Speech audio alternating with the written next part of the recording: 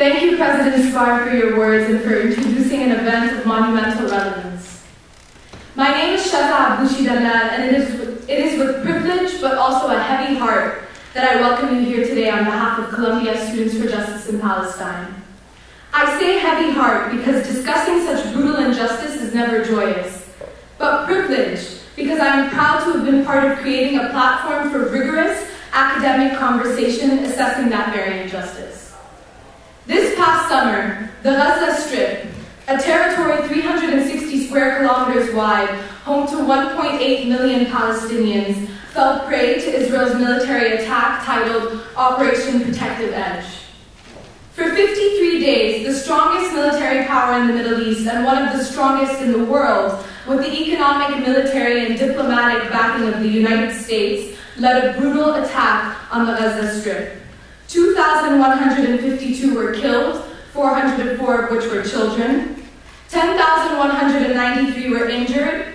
18,000 homes were destroyed. 108,000 became homeless. And today, 58,141 people remain displaced.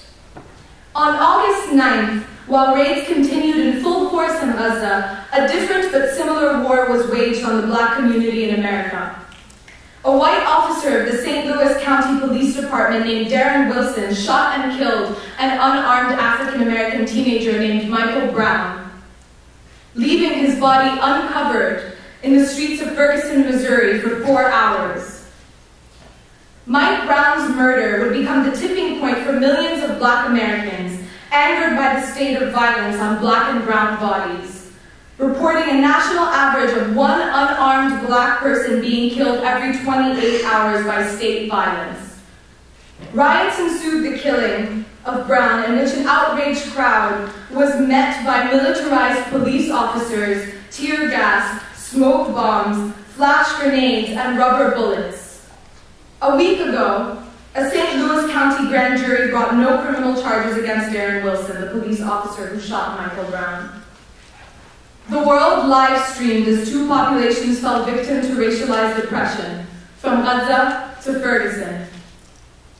Now, one might think it effortless to stand against such systemic injustices, but history shows that that has been far from the reality for activist groups on campuses across the nation. Since its initiation, Columbia Students for Justice in Palestine, for one, has had to consistently and constantly combat a cultivated culture of intimidation and relentless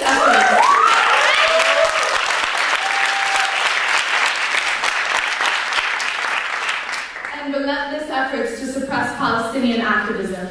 In March 2014, SJP suffered one of its greatest injustices to date when we hung an administration-approved banner from Barnard College. It read, "Stand for Justice, Stand for Palestine," and included the logo of our group, a silhouette of pre-1948 Palestine. By the next morning, the influx of complaints from pro-Israeli students and networks stating discomfort with the content and presentation of the banner had successfully resulted in Barnard administration's removal of the banner from a site that had until that moment been a historical landmark for student-made banners. This marked more than a violation of freedom of speech. It marked a violation of our campus's loyalty to its own people.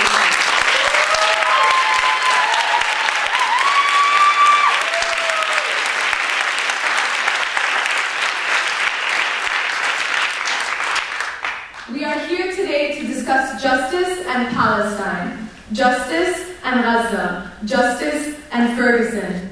In September, President Spar wrote a piece for the Huffington Post in which she stated, "If we neglect the university's fundamental mission as a forum for ideas, then we have truly lost our way." In a prestigious academic institution of intellectuals, young and old, it is never appropriate to silence discourse on justice.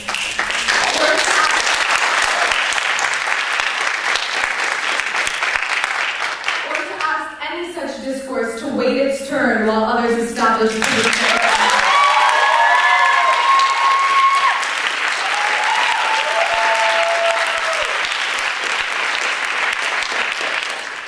It is difficult to criticize systems of oppression on this campus.